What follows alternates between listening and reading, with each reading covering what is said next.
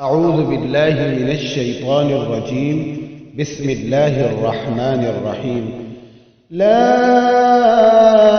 أقسم بهذا البلد وأنت حل بهذا البلد ووالد وما ولد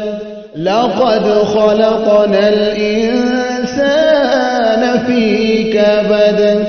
أيحسب أن لن يقدر عليه أحد يقول أهلكت مالا لبدا أيحسب أن لم يره أحد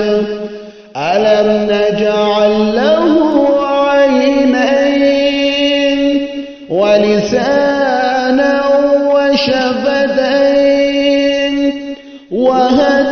وهديناه النجدين فلاقتحم العقبة وما أدراك ما العقبة فك رقبة أو إطعام في يوم ذي مسغبة يتيما ذا مقربة أو مسكينا ذا متربة ثم كان من الذين آمنوا وتواصوا بالصبر وتواصوا بالمرحمة